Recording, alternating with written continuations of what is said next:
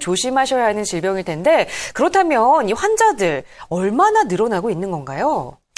그 심사평가원에서 본 자료를 잠깐 그림 보면서 말씀을 드릴게요. 네. 2005년도에는 뇌졸중 환자가 약 44만 명 정도 됐고요. 2009년도에는 49만 명. 계속 증가하는 추세가 돼서 2013년도에는 53만 명 정도입니다. 네. 계속 늘어난 추세가 있습니다. 네, 정말 많이 늘어나고 있는데 그런데 이 뇌졸중이 가장 무서운 이유는 바로 이 소리 없이 찾아오기 때문이다라는 말도 많이 하시거든요.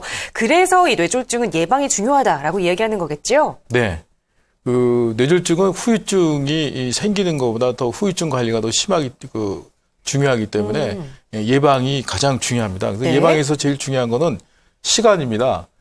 급성기에 나타났을 때 어떤 팔다리 마비가 있다든지 이런 증상이 있을 경우에 2시간 이내에 병원을 가셔서 빨리 조치를 받아야 그 혈전 용해제라든지 어떤 특수한 치료를 빨리 받아야 그 후유증을 줄일 수가 있습니다. 네. 또 한 가지로는 뇌졸중은 갑자기 나타난 거라고 우리가 생각하지만 느닷없이 생각하는 것보다도 나타나는 것보다도 평상시에 이제 뇌질환이 이 몸속에 계속 있기 때문에 그게 한순간에 나타날 뿐이지 몸 자체 내에 원래 있었던 것이 계속 자라나기 때문에 거기에 대한 예방이 더 중요합니다. 네. 결국 이 뇌졸중은 한 번 쓰러지고 나면 되돌릴 수 없기 때문에 예방이 가장 중요하다라는 말씀을 해주신 건데요. 이 뇌졸중을 어떻게 예방하는지에 대해서는 잠시 후에 살펴보고요. 먼저 이 뇌졸중 용어에 대해서 조금 살펴봐야 할 것 같아요. 이 뇌와 관련된 질환을 얘기할 때 뭐 뇌출혈, 뇌경색 이렇게 다양한 이야기들을 하거든요. 네. 이 뇌출혈, 뇌경색 이런 것들이 지금 우리가 살펴보고 있는 뇌졸중과는 어떻게 좀 차이가 있는 건가요? 뇌졸중이라는 큰 테두리 안에 뇌경색과 그 뇌출혈이 같이 있는 겁니다. 네. 그러니까 뇌졸중이라고 하는 거는 우리가 보통 얘기하는 중풍의 현상을 우리가 얘기하는 거고 네. 뇌혈관이 막히는 거 그림에도 보시다시피 뇌혈관 벽이 두꺼워져서 막히면은 뇌경색, 또 뇌혈관이 약해져서 터지면은 뇌출혈. 증상은 둘이 똑같습니다. 하지만 그 하나는 터지는 거고 하나는 막히는 거기 때문에 치료 방법이 다릅니다. 네. 결국 뇌경색과 이 뇌출혈을 합쳐서 우리가 살펴보고 있는 뇌졸중이다라고 이야기를 하고 있는 것 같은데 그렇다면 이 뇌졸중을 일으키는 요인에는 어떤 것들이 있는지도 좀 살펴봐야 할 것 같아요. 그 뇌졸중을 일으키는 원인은 결국 이제 동맥경화를 일으키는 각종 원인들이 다 뇌졸중을 일으키는 원인이 되겠습니다. 네. 제일 많은 게 이제 고혈압하고 당뇨하고 이게 동맥경화라고 써 있지만 고지혈증이 저기에 해당되고요. 네. 또 비만이라든지 또 과도한 흡연, 또 요새 젊은 사람들한테 많이 나타나는 뇌졸중의 원인인 스트레스가 있습니다. 또 가족력이 있고요. 아무래도 뭐 음식을 짜게 먹는다든지 아니면 뭐 고기를 좋아한다든지 그런 분들한테 더 자주 가족력이 있을 수 있고 또 잘못된 식생활 습관, 뭐 폭식을 한다든지 또 단 거를 너무 많이 먹는다든지 그러면은 이 뇌졸중의 원인이 될 수가 있습니다. 네.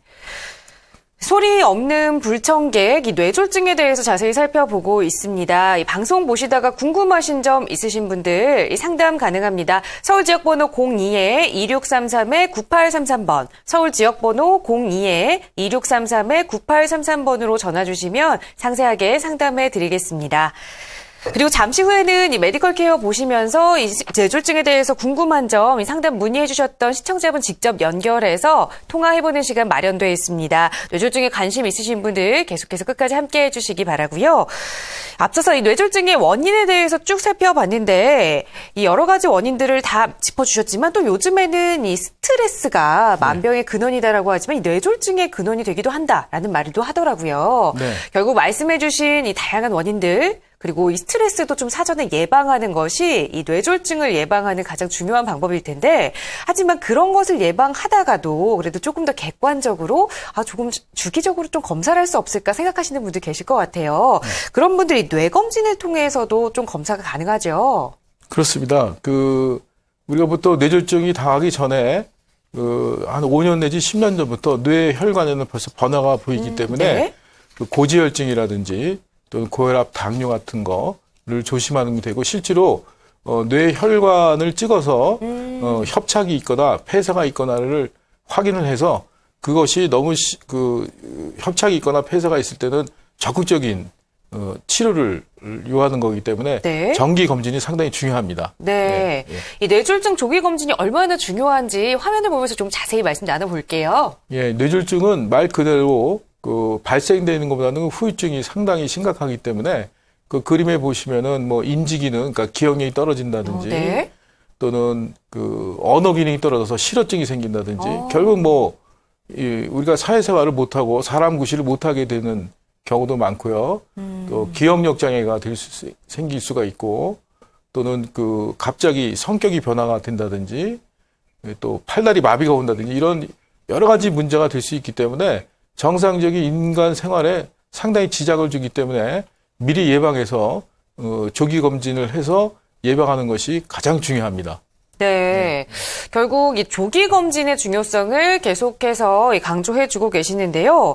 그런데 이 뇌졸중은 소리 없는 불청객이라고 하잖아요. 갑자기 찾아오기 때문인데요. 그래도 우리 생활에서 생활하다 보면 이런 정도는 이 뇌졸중의 전초 증상일 수 있겠다라고 조금 증상을 눈치챌 수 있을 만한 것들이 있을 것 같아요. 네. 예.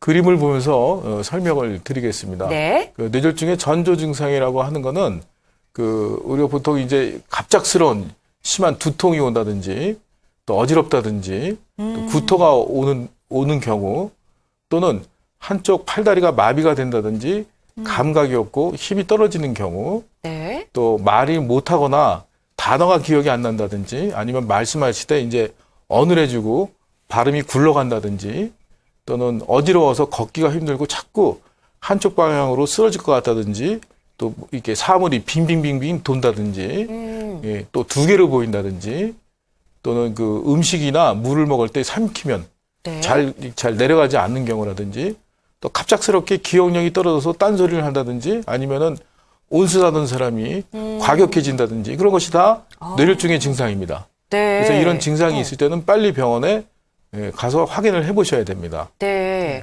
여러 가지 증상을 쭉 말씀을 해주셨는데, 근데 이 한 가지 궁금한 게 생겼어요. 이 두통이나 어지럼증은 사실 우리가 살아가면서 자주 느끼는 증상이다라고 말을 하잖아요. 네. 근데 이 뇌졸중의 전초 증상과 우리가 그냥 일반적으로 느끼는 두통과 조금 차이가 있을 것 같거든요. 네, 차이가 있습니다. 우리가 이제 일반적으로 우리들이 느끼는 보통 인구의 저라도 이제 일생에 한 번 정도는 네. 두통이 생길 수 있는데요. 뇌혈관에 문제가 돼서 오는 두통은 갑작스럽게 옵니다. 네. 그다음에 또 안구통까지 눈까지 아프는 그런 걸 동반할 수 있고 또 뇌혈관이 터져서 오는 것 같은 경우는 이 속이 미식거리고 구토하는 증상이 올 수 있습니다. 네. 두통은 주로 뇌출혈과 연관이 많고요. 네, 어지러움증은 뇌경색이랑 연관이 많습니다. 네. 어지러운 거는 주로 이제 뇌혈관에 들어가는 혈류가 소통이 잘 안 돼서 어지러운 경우가 많기 때문에 어지러우면서 사물이 빙빙 돈다든지 또는 말이 어둔하다든지 네. 또는 걸음걸이가 자꾸 한쪽으로 쓰러질 것 같은 경우는 뇌경색에 가깝습니다. 네. 그래서 두통은 뇌출혈, 어지러움은 뇌경색에 가깝습니다. 네. 네. 결국 이런 두통이나 어지러움증이 좀 지속이 된다면 이 네. 뇌검사를 꼭 받아보시는 걸 추천을 해드리는데요. 네. 그런데 대부분 이 두통이나 어지러움증 그냥 넘기는 환자분들 굉장히 많으시죠? 네. 굉장히 많습니다. 근데 가끔 이제 우리가 그래서 이게 실제로 뇌에 이상이 있는 건지 없는 건지를 확인하는 방법은 물론 정확하게 MRI나 MRA를 찍어서 확인하는 게 가장 중요한 건데 꼭 병원에 오셔야 될 경우는 갑작스럽게 생기는 이제 이 두통. 네. 예전부터 중고등학교 때부터 머리가 아팠다 이런 거는 그냥 일반적인 편두통일 가능성이 많지만 네. 어느 순간에 갑자기 생겼다. 또는 혈압이 원래 높았다 했는데 머리가 아프다 하는 경우는 뇌졸중의 하나의 원인이 될 수 있습니다. 최근에는 뇌동맥류라고 해서 이 혈관이 꽈리처럼 불어나서 터지는 병이 많이 발견되고 있거든요. 그래서 그거 생기면은 나중에 큰 문제가 될 수 있기 때문에 네. 뇌 검진을 해보는 게 좋고 또 어지러운 것도 말이 어둔하거나 그다음에 이제 걸음걸이가 자꾸 휘청거리고 한쪽으로 쓰러질 것 같다든지 이러면은 꼭 병원에 오셔서 검사를 해봐야 되는데 이게 보통 일과성 뇌경색이 오기 전에 네. 일과성 뇌허혈 발작이라 그래서 한두 시간 하고 그냥 정상으로 돌아가거든요. 네. 예. 그럼 나 괜찮은 거로 생각하는데 절대 그렇지 않습니다. 일과성 뇌허혈 발작이 오면 곧이어 1, 2주 안에 뇌경색이 옵니다. 그래서 요 시간대에 빨리 캐치를 해서 치료를 해야 정상적인 생활을 할 수 있으니까 네. 이런 일과성 내 허혈 발적의 증상이 한두 시간 있는 경우는 꼭 병원에 오셔서 그 정밀 검사에서 확인을 하셔야 됩니다. 네. 네. 이렇게 한두 시간